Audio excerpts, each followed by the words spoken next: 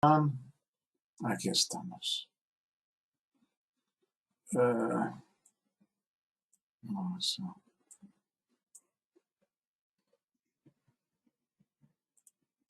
Muy bien.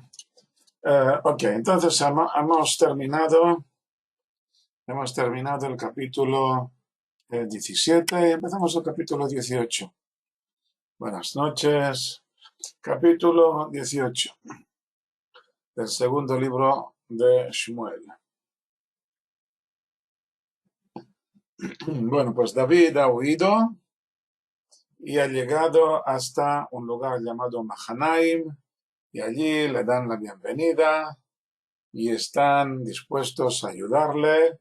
Hay toda una serie de personas, vimos 3 personajes que están dispuestos a ayudarle y le proporcionan comida y todo esto para los soldados que están con él. Y empezamos el capítulo 18 diciendo que contó David el pueblo que estaba con él y puso sobre ellos comandantes de 1000 y comandantes de 100. Aquí no dice cuánto tiempo se han demorado desde el momento en que Absalom empieza su revuelta y hasta el momento de la batalla que vamos a ver aquí en el capítulo 18. No dice cuánto tiempo ha pasado. Pero solamente dice que contó David el pueblo que estaba con él y puso sobre ellos comandantes de 1000 y comandantes de 100 y envió David al pueblo. Los mandó en dirección al campo de batalla. Una tercera parte bajo el mando de Joab, una tercera parte bajo el mando de Abishai ben Zeruiah, hermano de Joab, y una tercera parte bajo el mando de Itai el Giteo. Todo esto ya lo hablamos un poco en la clase anterior, en las clases anteriores, que Itai el Giteo acompañaba a David con un ejército de unos 600 soldados que no eran judíos y que se habían unido al pueblo de Israel. En parte eran giteos, en parte eran pleteos, y que al parecer son familias, ramas del pueblo filisteo que estaban, que se habían decidido ir con David. Y pone a Itai sobre una tercera parte, no dice si eran todos extranjeros los que estaban con él o si había también judíos que estaban con él y de otras tribus. Y el rey dijo al pueblo: saldré también yo con vosotros. Yo también voy a la batalla, porque David no va a quedarse atrás. Versículo 3, y dijo el pueblo: no saldrás, porque si huimos, no pondrán en nosotros corazón, y si mueren la mitad de nosotros, no pondrán en nosotros corazón.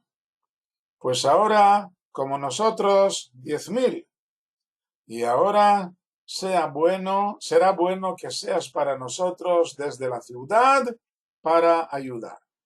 Vamos a ver qué significan estos 2 versículos que vemos aquí, sobre todo el versículo 3, está escrito de un modo un poco críptico. Vamos a intentar descifrar lo que dice.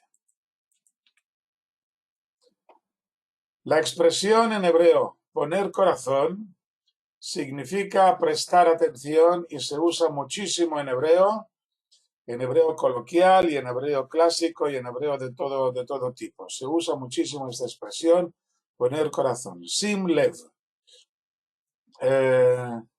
David los ha repartido en 3 grupos, poniendo un general al frente de cada uno de los grupos, y él también quiere ir. porque David está dispuesto, como siempre, a salir al frente de sus soldados.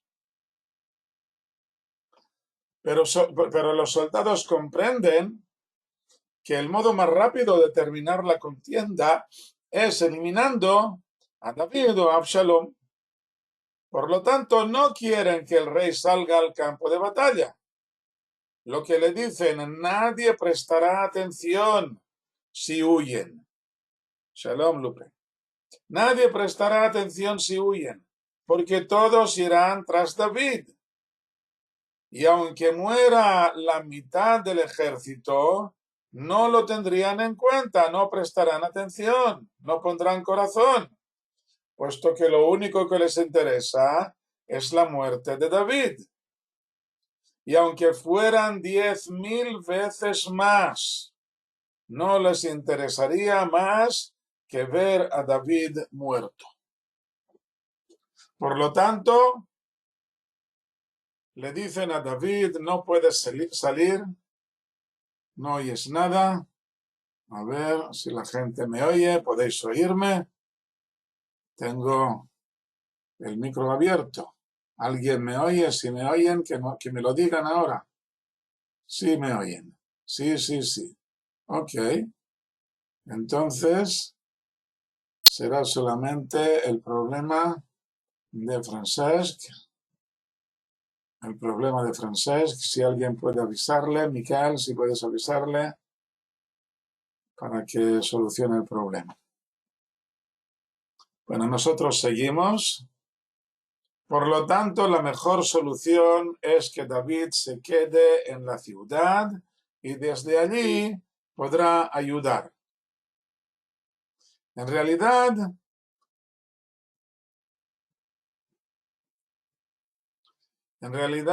hay un cambio entre lo que está escrito y lo que se debe leer. Está escrito la'zir y se lee la'zor. Según el modo en que se lee, significa para ayudar. Se quedará en la ciudad para ayudar. Pero según lo que está escrito, significa para hacer que ayuden, para hacer que otra persona, que otros ayuden, no él mismo, sino que otro ayude. ¿Cómo puede ayudar desde la ciudad? ¿O cómo puede hacer que ayuden desde la ciudad? Podría entenderse como fuerza de reserva para que acuda al lugar más necesario, que se quede con algunos soldados y que acuda al lugar que necesita más ayuda. O, segunda posibilidad, para dar instrucciones desde la ciudad, suponiendo que tenga mejor visión desde allí. Tal vez sea un lugar elevado y desde allí puede dar instrucciones, ir a la derecha, ir a la izquierda. Pero veremos a continuación que la batalla tiene lugar en el bosque, por lo que esta posibilidad resulta un poco difícil. Y la respuesta es que la oración de David desde la ciudad es lo que será de gran valor. Y esta será la mejor ayuda, puesto que con esto hará que el Creador ayude, hacer que ayude el Creador, a que la batalla acabe pronto y bien. Bueno, entonces esto es el significado de lo que le dicen, que se quede en casa, que se quede en la ciudad y que ayude desde allí. Volvamos a nuestro texto. Espero que Francesc ahora ya pueda escucharme bien sin problemas. Versículo 4. Y dijo el rey: lo que sea bueno a vuestros ojos haré. Y se puso el rey junto a la puerta, y todo el pueblo salió por centenares y por millares. Y ordenó el rey a Joab, a Abishai y a Itai, diciendo: ¿de qué do por mí al joven Absalom? Y todo el pueblo oyó al ordenar el rey a todos los comandantes acerca de Absalom. Veamos esto. La urgencia de David a participar en la batalla después de haber repartido el ejército entre sus 3 generales era para poder proteger de este modo a su hijo Absalom. David teme que del mismo modo que había aconsejado a Achitofel a Absalom, y como el pueblo acaba de decirle un momento antes, los soldados vayan directamente a por la vida del cabecilla de los adversarios. El ejército de Absalom vendrá por David, claro, por esto David se queda en casa. Pero también el ejército de David irá directamente a por Absalom, y esto es lo que David no quiere que ocurra. Vemos aquí de nuevo que incluso en el caso de que el hijo no tenga reparos en matar a su padre, la misericordia del padre siempre irá dirigida a su hijo, incluso en el caso más grave. Así dice el Talmud. Al hablar de 2 versículos del libro de Shemot, el Éxodo, capítulo 22, versículos 1 y 2, depende de la versión que tengáis en la Biblia. Soy consciente de que hay Biblias que la puntuación en este capítulo es un poco diferente.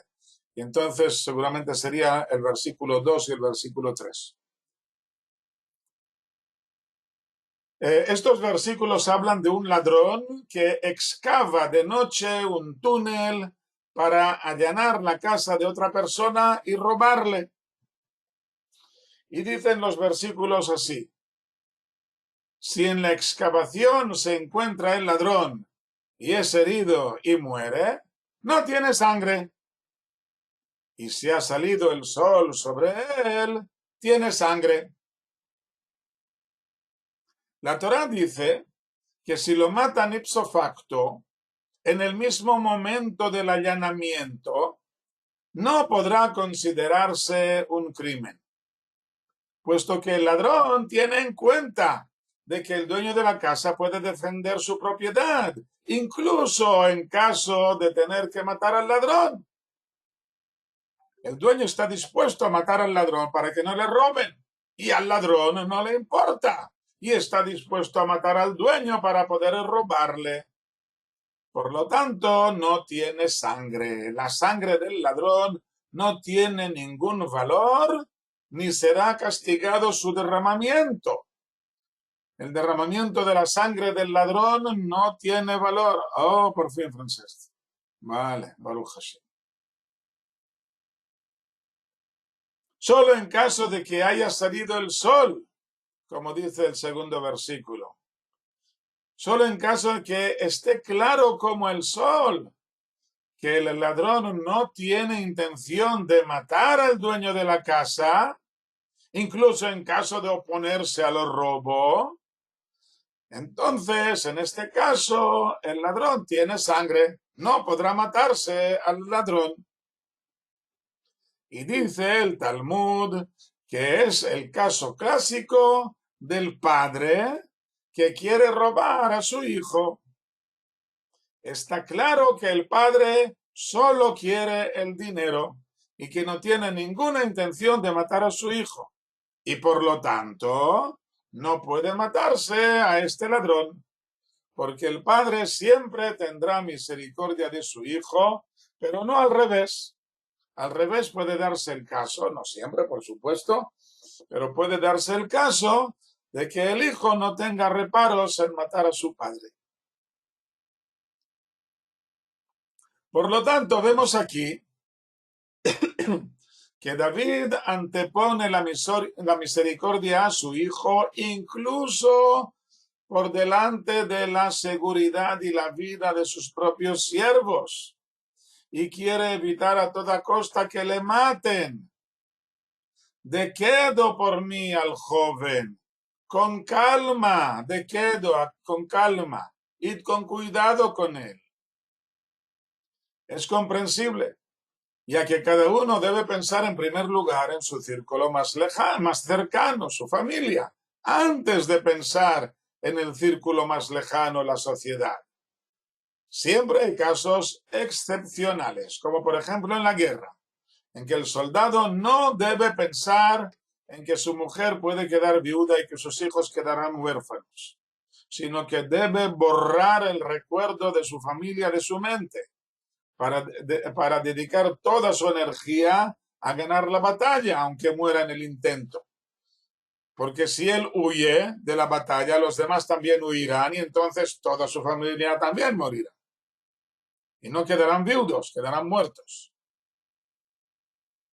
Por lo tanto, en este caso, en caso de guerra, es cuando hay que borrar el recuerdo de la familia y dedicar toda la energía en ganar la batalla. Por lo tanto, si fuera un caso normal, el comportamiento de David de cuidarse ante todo de su familia sería correcto y lo aceptaríamos sin más, como veremos un ejemplo más adelante. Pero en caso de guerra es un grave error. Sus sobrinos Joab y Abishai lo saben.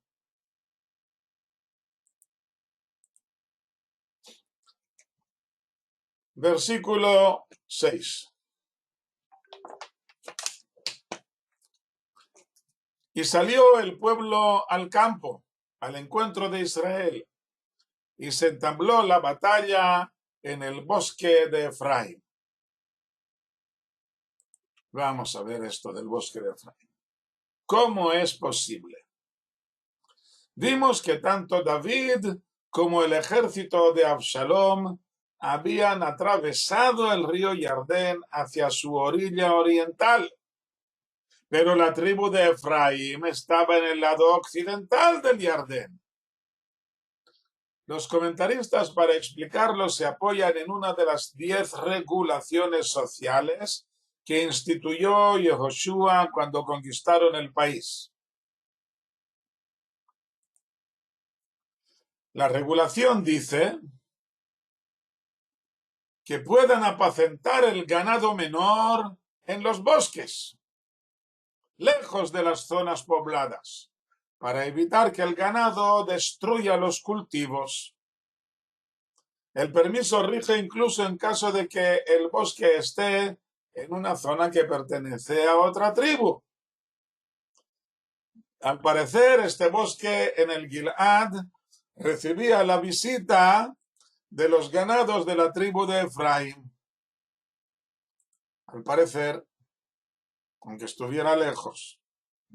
Además, hay un versículo en Shir HaShirim, en Cantar de los Cantares, capítulo 6, versículo 6, que habla del ganado que sube del lavado después de haberse mojado en el río para llegar limpios al templo cuando los peregrinos necesitaban gran cantidad de ganado tanto para sus sacrificios como para su consumo. Bueno, no tiene por qué hablar precisamente de este momento, pero el hecho de que esté lejos y que esté al otro lado del río no tiene que representar un grave problema.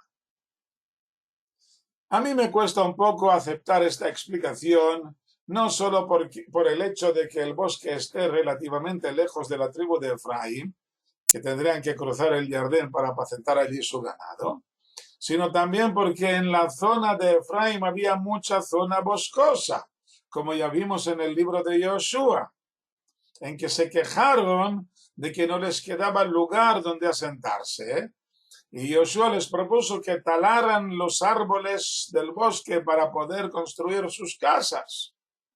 No creo que desforestaran toda la zona, como puede constatarse unos capítulos antes del nuestro, en que se libró otra batalla en el bosque, y por lo tanto decir que el bosque de Efraín estaba en el otro lado resulta muy extraño porque toda la zona de Efraín era muy boscosa. Bueno, podéis ver aquí en el mapa este La línea verde representa la zona del Gilad, y aquí más o menos en el centro está la ciudad de Mahanaim, donde estaba David. Y aquí, al lado opuesto del Jardín, aquí está en amarillo, está la zona de la tribu de Efraín. Bueno, por lo tanto, yo propongo que la batalla que había empezado en el Gilead, en el lado oriental del Jardín, había pasado al otro lado del río y se había adentrado en la zona de Efraín, mostrando así que la embestida del ejército de David había sido muy fuerte, logrando hacer retroceder al ejército de Absalom hasta el bosque de Efraín. Pero todo esto es solamente una suposición mía y cada uno que elija lo que más le convenza. De todos modos, es importante saber que la batalla o parte de ella tiene lugar en el bosque por dos detalles importantes. En primer lugar, que veremos que hubo 20.000 caídos en la batalla. La mayoría de ellos fueron víctimas del bosque y no de la lucha en sí. Si eran fieras las que llenaban el bosque y que mataron a los soldados, o si solamente se trataba de accidentes como el que veremos a continuación, esto no podemos saberlo. Y en segundo lugar, es importante saber que era un bosque, por lo que le ocurrió a Absalom, que quedó atrapado sin que pudiera moverse, cosa que no podría haber sucedido en otro lugar. Sería muy extraño que le ocurriera algo así en otro lugar. En el bosque, en que hay ramaje bajo, entonces puede ocurrir algo así, como veremos a continuación. Versículo 7. Y fue derrotado allí el pueblo de Israel delante de los siervos de David. Y la matanza aquel día allí fue grande, 20.000. Cuando dice matanza no tiene por qué ser muertos, puede ser que se trate únicamente o también que se trate de heridos. 8. Y fue allí la batalla extendida por la faz de toda la tierra y muchiguó el bosque, ya vimos este verbo, que hubo más, es el verbo haber más.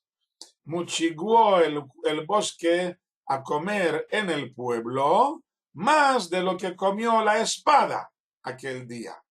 O sea que hubo más muertos por el bosque que muertos por la espada. Comer. La espada come. Y también el bosque se comió a la gente, se tragó a la gente, los devoró. Versículo 9. Y fue encontrado Absalom ante los siervos de David. Y Absalom iba montado en el mulo. Y vino el mulo debajo de la rama de la gran encina. Y se asió su cabeza en la encina. Y fue dado entre el cielo y la tierra. Y el mulo que estaba debajo de él pasó. Fue encontrado Absalom. En realidad, Vayikare es la forma pasiva del verbo kará, ocurrir. O sea, fue ocurrido, como si le hubiera ocurrido por casualidad. Esto, si no hacemos caso al error de escritura, aquí de nuevo hay un error de escritura, entre comillas, ya que en el texto está escrito Vayikare con Aleph, la forma pasiva de kará, llamar o leer, y por tanto significaría que Absalom fue llamado. Como digo, la lectura sencilla hará caso omiso del error y explicará que por casualidad le ocurrió que se encontró ante los siervos de David que le perseguían. Claro que los errores de este tipo tienen su significado trascendental y el Midrash explica que fue llamado por la providencia divina a pagar por su mala actuación. Así podemos llamar a todo lo que nos ocurre en todo momento, en que el Creador nos llama, nos coloca en situaciones determinadas para que reaccionemos del modo adecuado y nos proporciona una y otra oportunidad de rectificar o de mejorar. Hasta que al final llama al hombre al lugar en el que se encuentra con el ángel de la muerte, en el exacto lugar que le había sido predestinado. Y a veces el ángel de la muerte se extraña. ¿Qué haces tú aquí? A mí me habían mandado a un lugar extraño a buscarte. Y yo decía, ¿cómo es posible que le encuentre yo a él aquí, si él nunca viene aquí? Y él, que sabía que el ángel de la muerte le persigue, huye a otro lugar y de pronto se encuentran precisamente allí. Es un midrash que aparece en el Talmud y aparece también en la literatura popular. Ángel de la muerte. No, ángel de la muerte aquí hay que tomárselo como... Es una metáfora, por supuesto. Bueno, existe un ángel de la muerte, un ángel que es el que, según dice el Midrash, que es el encargado de cegar las vidas de algún modo. No es cegar, sino meterles una gotita de veneno en la boca. A no ser que le corten la cabeza, a no ser que tenga otro tipo de muerte, como ya veremos aquí a continuación. Aquí está claro que se trata de una metáfora. Dice, el final del versículo 9 dice que Absalón fue dado entre el cielo y la tierra. ¿Por qué quedó así? Estaba en plena batalla y tenía una espada en la mano. Su cabellera quedó enredada en las ramas de la encina, pero tiene una espada en la mano y con facilidad podía haber cortado su larga melena para librarse de la encina antes de que le alcanzaran los soldados de David. Pero no podía hacerlo porque era nazareo. Y el nazareo no puede cortarse el cabello mientras no se cumplan las condiciones que vimos en una clase anterior, que hay que hacerlo en el templo y hay que traer unos sacrificios, etcétera, etcétera. El Midrash dice que tomó la espada en la mano, dispuesto a cortarse la cabellera, pero de pronto vio que se abría el Sheol debajo de él, y por esto se quedó entre el cielo y la tierra. El Sheol es una palabra bíblica de sentido oscuro, que en teoría es la tumba, pero el Midrash le da el sentido de abismo, de inframundo, o incluso el de Geinom, el infierno, el lugar malo, donde llegan las almas de las personas que se han portado mal.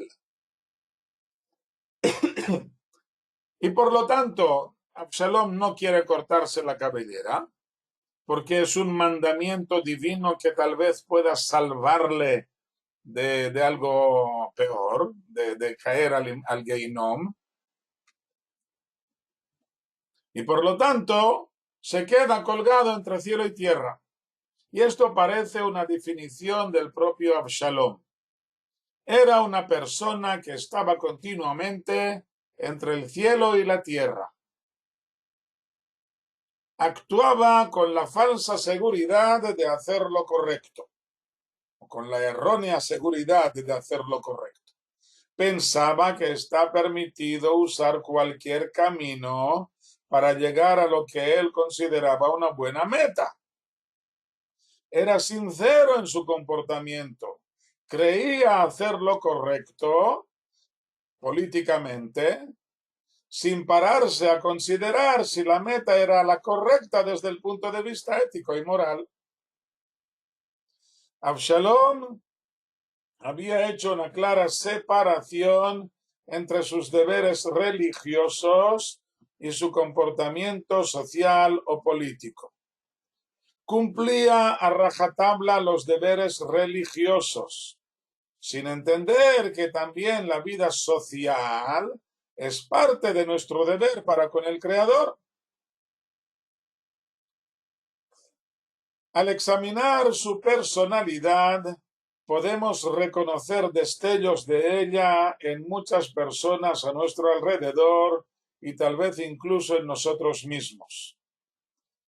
Desconectan los deberes religiosos de su vida laica y viven una vida con un grave trastorno de identidad disociativo o de doble personalidad, que podríamos traducir por dar al César lo que es del César y a Dios lo que es de Dios.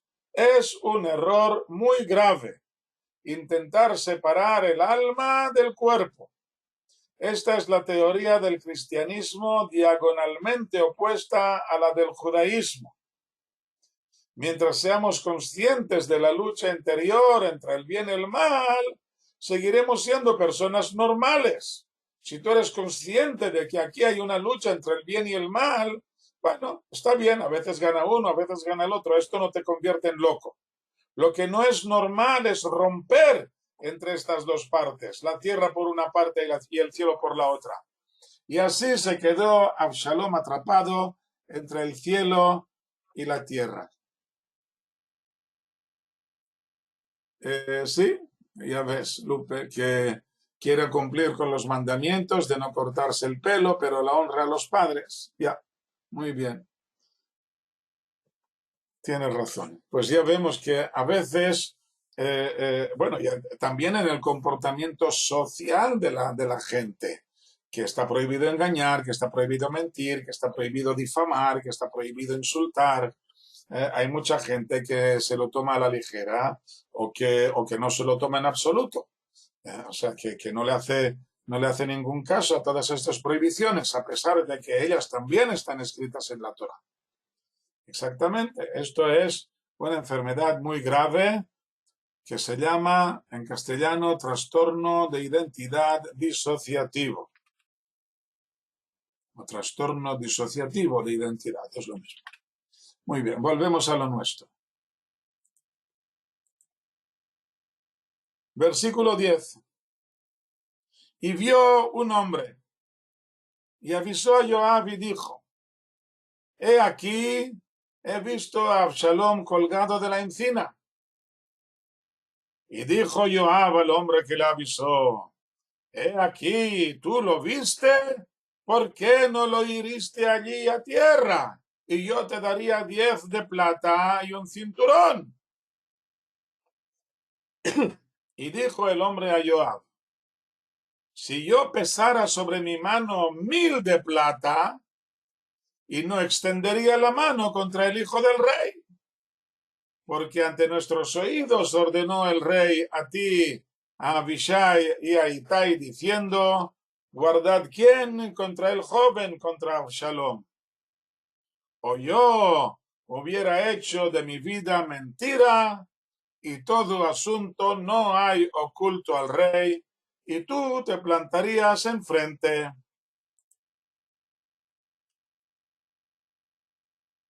Joab regaña al soldado. ¿Cómo es posible que hayas visto al enemigo en una situación comprometida en que podías darle muerte y no lo has matado inmediatamente? Así se comporta un soldado. Tienes la oportunidad de matar al enemigo y tú vienes a decírmelo. Joab le dice incluso que si lo hubiera hecho, le hubiera premiado con 10 piezas o monedas de plata.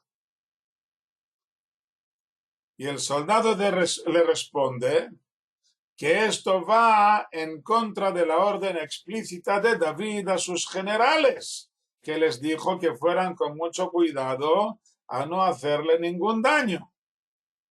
David no tardaría en averiguar quién era el responsable de la muerte, y Joab no haría nada para defender al soldado ante el rey. Sale a relucir un tema muy interesante: la relación entre los soldados y sus oficiales.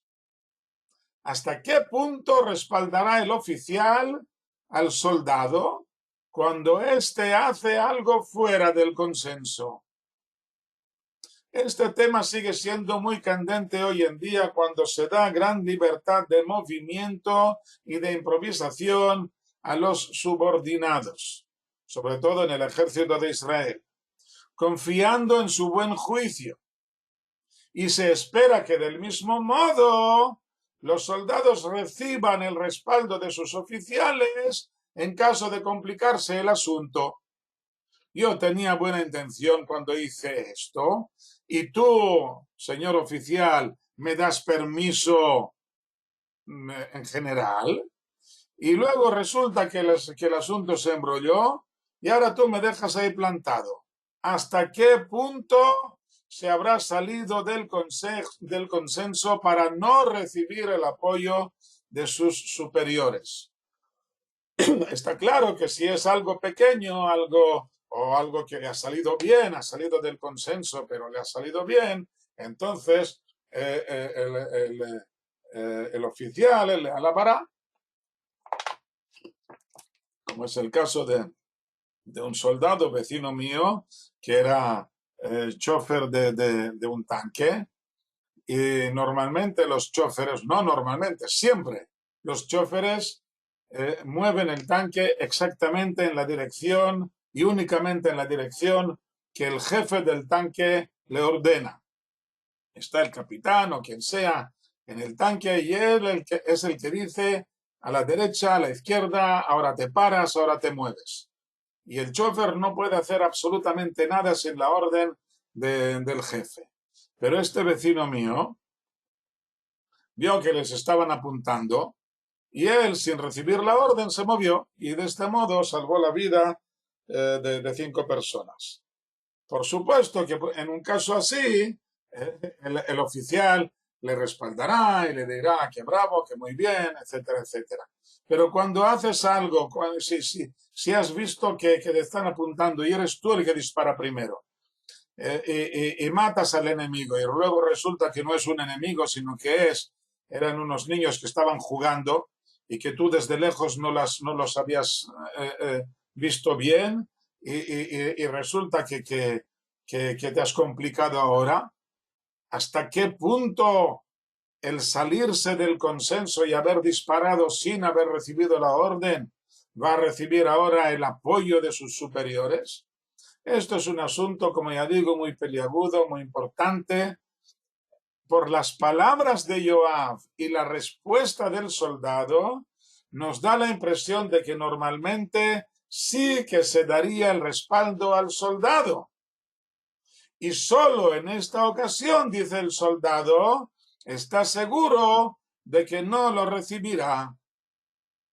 Porque hemos oído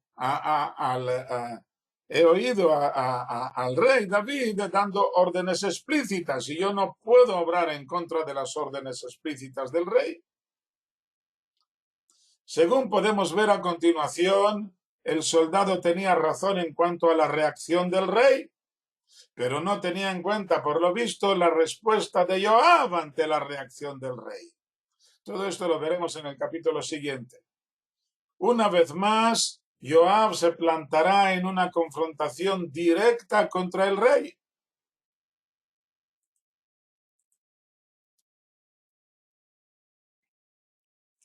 Versículo 14. Respondió Joab: no así rogaré ante ti. Bueno, yo no te voy a pedir que vayas ahora a matarle, no voy a discutir más contigo.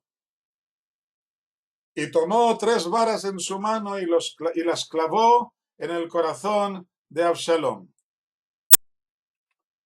todavía vivo en el corazón de la encina. Y rodearon 10 jóvenes porteadores de los utensilios de Joab e hirieron a Absalom y lo mataron. Dice aquí que Joab tomó 3 varas en su mano y las clavó en el corazón de Absalom. En el tratado de Sotá Hay una Mishnah que habla de la relación que hay entre el modo en que se comporta una persona y el modo en que el creador le corresponde. Y a continuación dice, Absalom, has perdido el hilo de la historia. Vamos a repetir un segundo para Miquel, pobrecito que no se quede sin. Estamos en el versículo 14. Respondió David, Joab, perdón, no así rogaré ante ti. Sí, perdón. No así rogaré ante ti. No voy a pedirte que vayas a hacerlo tú ahora. Tú te lo has perdido. Las 10 monedas de plata que te hubiera dado y el cinturón, te lo has perdido. Y entonces Joab tomó 3 varas en su mano, 3 lanzas, y las clavó en el corazón de Absalom, todavía vivo en el corazón de la encina. Versículo 15, y rodearon 10 jóvenes porteadores de los utensilios de Joab e hirieron a Absalom y lo mataron. En el tratado de Sotá del Talmud hay una Mishnah que habla de la relación que hay entre el modo en que se comporta una persona y el modo en que el creador le corresponde. Y esto lo dice la Mishnah número 6. Y a continuación, la Mishnah número 8 dice, Absalom, por haberse enorgullecido de su cabello, quedó colgado del cabello, y por haberse acostado con las 10 mujeres de su padre, le clavaron 10 lanzas, como dice, y rodearon 10 jóvenes porteadores de los utensilios de Joab e hirieron a Absalom. Y por haber robado 3 corazones, el corazón de su padre, el corazón del tribunal y el corazón de Israel, por esto le clavaron 3 varas, como dice, y tomó Joab, tomó 3 varas en su mano y las clavó en el corazón de Absalom. El primer ejemplo se refiere a lo que vimos, que Absalom había hecho el voto del nazareato y la Mishnah nos da a entender, y aquí hay una pequeña respuesta a Lupe, la Mishnah nos da a entender que su comportamiento no era del todo sincero para cumplir un mandamiento divino, sino que veía algo satisfactorio en el dejarse el cabello largo, que fue lo que le llevó a hacer el voto. Tal vez para parecerse al juez Shimshon, del modo que hacen los rastafaris jamaicanos, pensando o aparentando que esto les da una fuerza sobrenatural. O tal vez porque el cabello largo le daba buen aspecto o algo así. Y también fanfarronear por el mero hecho de ser nazareo. Esto es lo que nos da a entender aquí la Mishnah, que Absalom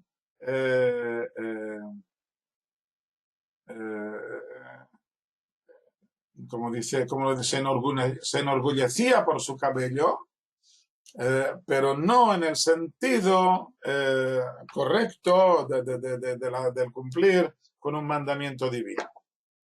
El segundo ejemplo, los 10 siervos de Joab le hirieron con sus lanzas mientras aún estaba malherido, colgado de la encina. Su carne de Absalom sufre a cambio de lo que se deleitó con las 10 mujeres. Y aunque el versículo anterior dice que Joab ya le había clavado 3 varas en el corazón, tal vez debamos entender que el corazón no es más que su pecho, el centro de su cuerpo, puesto que en el hebreo clásico no existe la palabra centro, y para expresar el centro se decía el corazón, en medio. Como podemos ver en este mismo versículo que dice que aún estaba vivo en el corazón de la encina, o sea, en medio de la encina. La palabra corazón también expresa la voluntad, la atención de la persona. y vimos que Absalom había engañado a la gente, les había robado el corazón, no en el sentido que se dice en castellano que una chica o un chico le roba el corazón al otro, no en este sentido, sino en el sentido de engañar. Había engañado a su padre al decirle que iba a Hebrón para cumplir el voto del nazareato, y había engañado al tribunal cuando fue con la firma de su padre a los jefes de los tribunales, haciéndoles creer que la gran reunión que se hacía en Hebrón era con el visto bueno del rey, hasta que ya fue demasiado tarde para que estos jueces se echaran atrás. Y en tercer lugar, que durante 2 años había engañado a todo el pueblo con sus palabras a quienes llegaban al juicio ante el rey, haciéndoles creer que David ya estaba en decadencia y que él lo haría mucho mejor. Estas Mishnás nos enseñan el importante principio del premio y castigo, no solamente en el mundo venidero, sino que en algunas ocasiones también en el presente, cuando una persona desperdicia todo el crédito que el Creador le da al nacer, y entonces su muerte es prematura y violenta.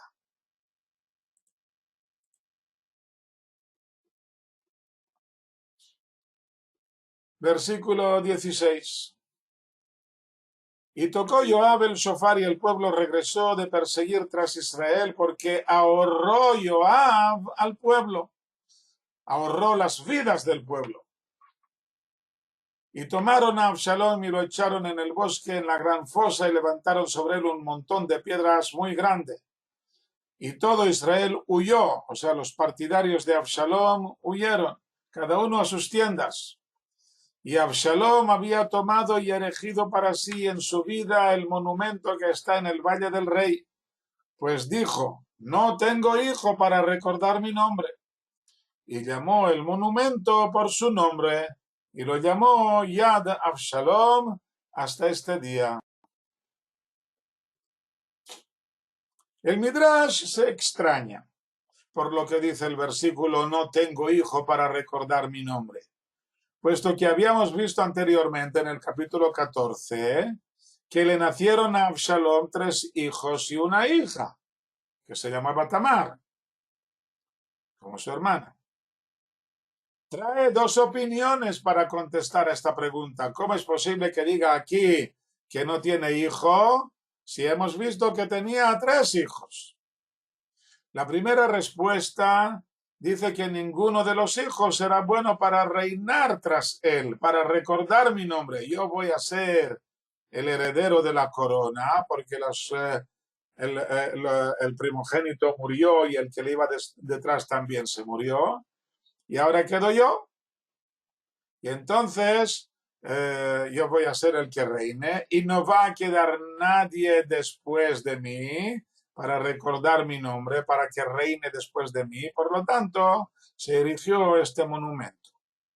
La segunda explicación dice que todo quien quema la mies de su vecino no deja una posteridad para que reciba su herencia.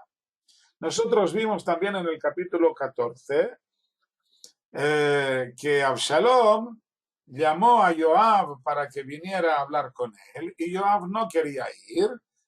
Le llamó 3 veces y no vino. A la tercera vez mandó a sus soldados, a sus siervos, que quemaran el campo de Joab. Y dice el Midrash que una persona que se comporta de este modo, que quema la comida de su vecino, esta persona no dejará posteridad. El hecho de dar esta explicación, no tengo hijo, a la construcción, por esto construyo este monumento. La palabra yad significa mano, pero también significa monumento, monumento de Absalom. El hecho de dar esta explicación, ¿por qué lo construyes? Porque no tengo hijo. nos transmite un profundo sentimiento de desesperación. No puede ser demasiado viejo. Si David aún no ha llegado a los 70 años, tenía solamente 65, 66 años David. Por lo tanto, su hijo Absalón como mucho tendría 40 y ya no espera tener más hijos. Puede considerarse como parte de los castigos que recibió. No dejó descendencia y tampoco fue enterrado en el mausoleo que se había preparado. Según la tradición, es el famoso edificio que podemos ver frente al monte del templo que lleva este mismo nombre, Yad Avshalom. Por cierto que el monumento o museo llamado Yad Vashem significa monumento y nombre o recuerdo, Yad Vashem. Esto también es un versículo que aparece en uno de los profetas, no me acuerdo exactamente dónde, creo que es el profeta Isaías, pero no lo tengo ahora fijo en la memoria, que significa monumento y recuerdo, nombre, recuerdo. Esto es Yad Vashem. Yad significa monumento. Yad Avshalom es este monumento que vemos aquí. Muy bien. Versículo 19. Y Ahimaatz ben Zadok dijo: correré ahora y albriciaré al rey de que lo ha juzgado el Señor de la mano de sus enemigos.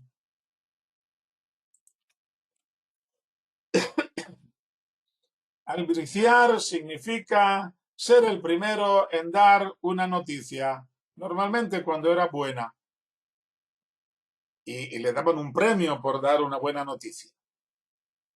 En los próximos versículos se repite una y otra vez el verbo y el sustantivo albricia, que era la noticia en sí o la recompensa que daban a quien albriciaba.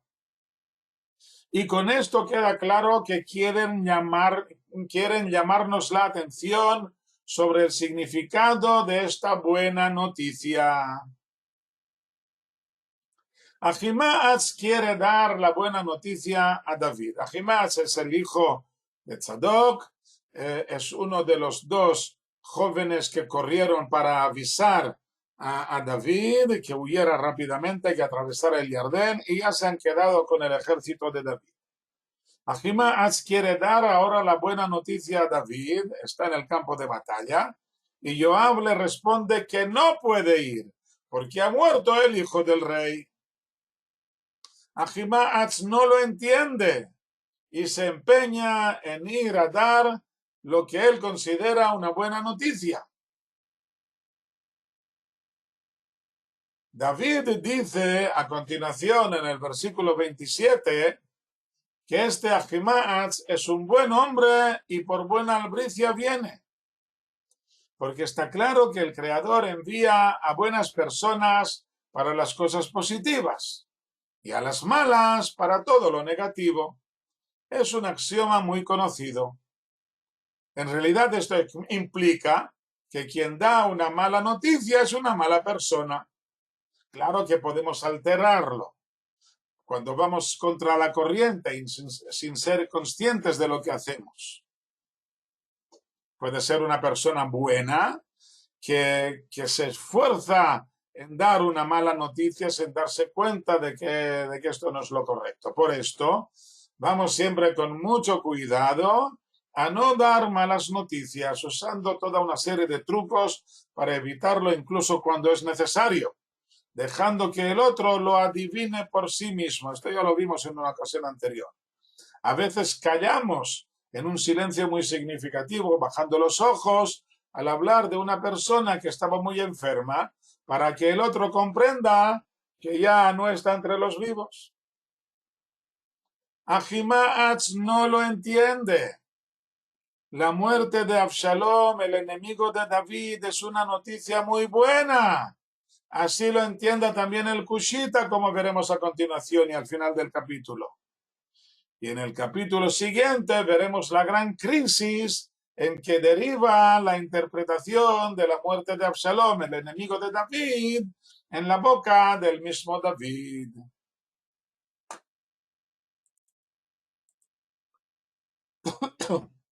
Dice Ahimaaz, correré ahora y albriciaré al rey de que lo ha juzgado el Señor de la mano de sus enemigos. Todas las crisis son como un juicio ante el Creador en el que puedes salir victorioso o derrotado.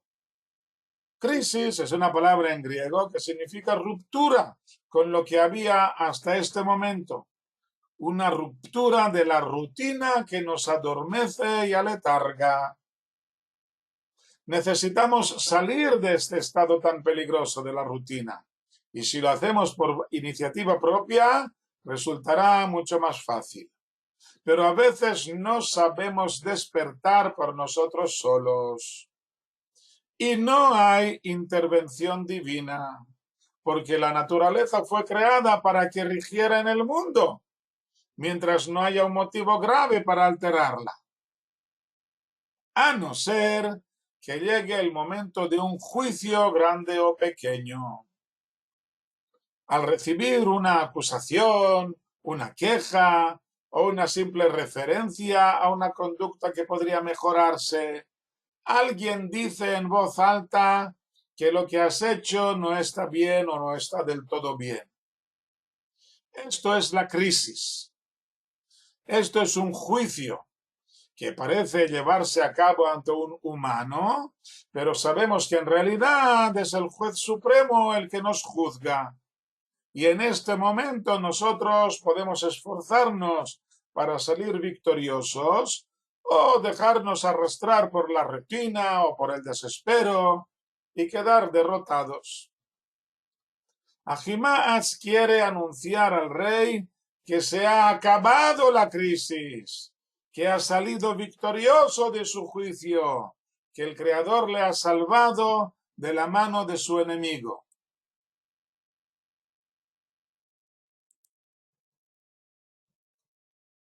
Versículo 20, y le dijo Joab, no eres hombre de albricia tú en este día, y albriciarás en otro día, y hoy no albriciarás, porque el hijo del rey ha muerto. Y dijo Joab al cushita, ve, anuncia al rey lo que has visto. Y se postró el cushita ante Joab y corrió. Vemos que Joab, perdón, un segundo, antes de seguir con esto, vamos a leer hasta el final de este párrafo. Versículo 22, y siguió aún Ahimaaz ben Sadoc y dijo a Joab, y sea el que, correré ahora también yo tras el cushita. Y dijo Joab, ¿por qué corres, hijo mío? Y a ti no hay albricia que salga. Y sea el que, correré. Y le dijo, corre. Y corrió Ahimaaz por el camino de la llanura y pasó al cushita. Y David estaba sentado entre las dos puertas. Y fue el vigía al terrado de la puerta en el muro, y alzó los ojos y miró. Y he aquí un hombre que corría solo. Y llamó el vigía y avisó al rey, y el rey dijo, si está solo, hay albricia en su boca. Y fue yendo y acercando. Y vio el vigía a otro hombre corriendo. Y gritó el vigía al portero y dijo, he aquí un hombre corre solo. Y dijo el rey, también este albricia. Y dijo el vigía, yo veo el correr del primero como el correr de Ahimaaz ben Sadoc. Y dijo el rey, es un buen hombre y por buena albricia viene. Y gritó a Ahimaaz y dijo al rey, Shalom. Y se postró delante del rey rostro a tierra. Y dijo, bendito es el Señor tu Dios, que ha entregado a los hombres que levantaron su mano contra el rey. Y dijo el rey, Shalom al joven Absalom. Y dijo Ahimaaz, he visto la gran multitud de enviar al siervo del rey Joab y a tu siervo, y no sé qué. Y dijo el rey, gira y quédate aquí. Y giró y se quedó. Y aquí el cushita llegó y dijo al cushita, se albricia mi señor el rey, que te ha juzgado el Señor hoy de la mano de todos aquellos que se levantaron contra ti. Y dijo el rey al cushita, Shalom al joven Absalom. Y dijo el cushita, sean como el joven los enemigos de mi señor el rey y todos los que se levantan contra ti para mal. Y ahora vamos a ver las explicaciones. Anuncia al rey lo que has visto. Le dice al cushita, vemos que Joab no le dice al cushita qué tiene que decir, sino que solamente le pide que anuncie al rey lo que ha visto. No quiere que la mala noticia sea dada en nombre suyo de Joab. Tampoco usa aquí la palabra albricia porque sabe que para David no será una buena noticia. No sabemos quién es este cushita que aparece aquí por primera vez, pero con el artículo determinado, como si ya lo conociéramos. Cushita significa que es de la tierra de Kush, la actual Sudán. Ambas palabras en hebreo y en árabe significan país de los negros. Podría ser de otro lugar, solo que el color de la piel lo identificaba. Pero de nuevo, ¿de dónde lo conocemos? Pues no lo sabemos. La pregunta queda abierta sin ninguna respuesta lógica, por lo que algunos comentaristas suponen que se trata del mismo hombre que había visto a Absalom colgado de la encina. Esta interpretación me resulta muy difícil de aceptar, ya que el modo que tiene de dar la noticia a David es como si no entendiera que le está dando una mala noticia. Mientras que el hombre que vio a Absalom era muy consciente de que la muerte de Absalom iba completamente en contra de la voluntad del rey. Por lo tanto, me resulta difícil entender esta explicación. Bueno, entonces vimos que ven llegar a los mensajeros, los ven llegar desde lejos y viene solo. Y el rey dice, si está solo, hay albricia en su boca.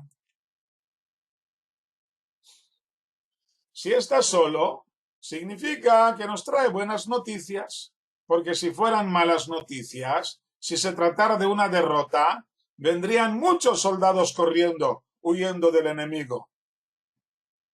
Tal vez en este momento no entendiera David la complejidad del asunto que se tienen en manos los mensajeros.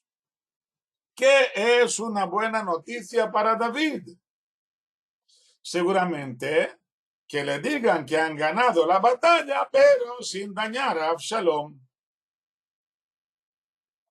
Ven a un mensajero que corre. Si viene solo, son buenas noticias, pero ¿serán buenas del todo? Pregunta Francés que hubiera podido acaso David no sentenciar a muerte a quien se había levantado y provocado una guerra civil, aunque fuera su propio hijo. Pues vemos aquí que sí, que quería salvarle la vida. Lo dice antes de empezar la batalla. Y en el capítulo siguiente veremos algo más extraño aún, pero esperaremos a llegar al próximo capítulo. Nos falta un tiempo para esto. Sigamos con el párrafo de hoy. ¿Serán buenas noticias del todo o solamente a medias? La primera parte es obvia. Si viene solo, significa que hemos ganado. Pero queda intrigado por la segunda parte. ¿Qué le habrá pasado a su hijo? Cuando le dicen a David que llega un mensajero, enseguida le da el buen significado. Viene para una buena noticia. Y cuando ven llegar al segundo mensajero, vuelve a decir que es una buena noticia. ¿Cuál de los dos le anunciará que no le ha pasado nada malo a su hijo?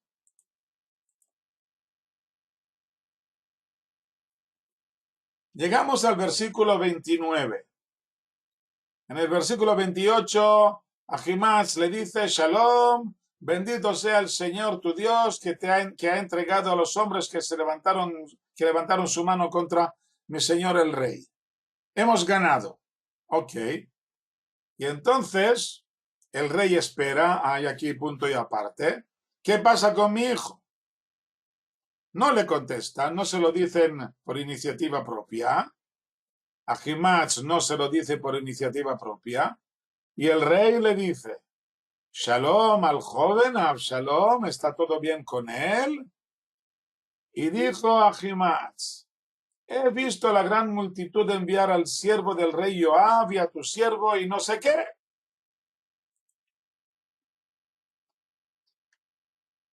El pobre Ahimaaz se da cuenta de pronto de qué es lo que importa verdaderamente al rey.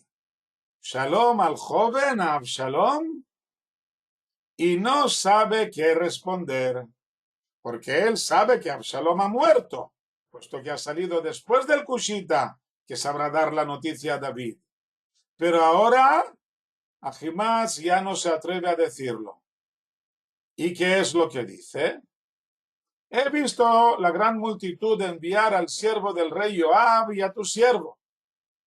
Da la impresión de que el pobre muchacho está terriblemente confuso y le sale la frase al revés, sin sentido. El siervo del rey Joab. Claro que quiere decir que la multitud quería que Joab enviara al siervo del rey, el Cushita. O incluso que la multitud quería enviar al mismo Joab, que también era siervo del rey. Y no sé qué ha pasado después, dice el soldado, dice Ahimaaz. No sé qué le ha pasado a tu hijo Absalom por el que ahora preguntas. Y David ya no le presta más atención. Gira, quítate de en medio, tu noticia no me sirve para nada. Y esperan a que llegue el segundo mensajero a ver si trae noticias de Absalom. Versículo 31, perdón. Y aquí el Cushita llegó y dijo el Cushita, se albricie mi señor el rey. Aquí dice la palabra albricia. Hemos ganado, es una buena noticia, que te ha juzgado el Señor hoy de la mano de todos aquellos que se levantaron contra ti. La primera parte la dice muy parecido a lo que había dicho Ahimaaz, pero cuando el rey también le pregunta por su hijo, y le dijo el rey al Cushita, Shalom al joven, a Absalom, y dijo el Cushita, sean como el joven los enemigos de mi señor el rey, que les pase a todos tus enemigos lo que le pasó a este joven, a Absalom. Que les ocurra lo mismo a todos los que se levantan contra ti para mal. Y entonces ya cualquiera puede entender, imaginarse y entender cuál es el significado que ha muerto su hijo. Bueno, hasta aquí la clase de hoy. La continuación la veremos, si Dios quiere, la semana que viene. Os anuncio ya que las clases de Tanaj van a sufrir algunas alteraciones a causa de mis posibles viajes a Mallorca con el nuevo cargo que he recibido de trabajar en la comunidad de Mallorca y por lo tanto voy a estar en el mismo plan que, al parecer, en el mismo plan que estuve hace unos años, 2 semanas en Israel y 2 semanas en Mallorca, sin tener que irme de una ciudad a otra como hacía antes. Esto es un cambio significativo, y esto ya puede ser que empiece dentro de unas pocas semanas. Supongo que la semana que viene ya no será así, pero espero que ya dentro del mes de mayo ya podamos empezar con estos viajes y por lo tanto os doy el aviso ya de ahora. Seguiremos programando como de momento como si nada, pero ya os aviso de que puede haber cambios. Bueno, pues hasta aquí la clase de hoy. Buenas noches a todos y hasta la próxima. Sí, muy bien. Laila Tov. Laila Tov. Laila Tov, Laila Tov. Moltes gràcies. Salut a tots. Shalom. Gracias. A todos. Y buena semana a todos. Buena semana. Shalom, shalom. Adeu. Adeu. Adeu a tots.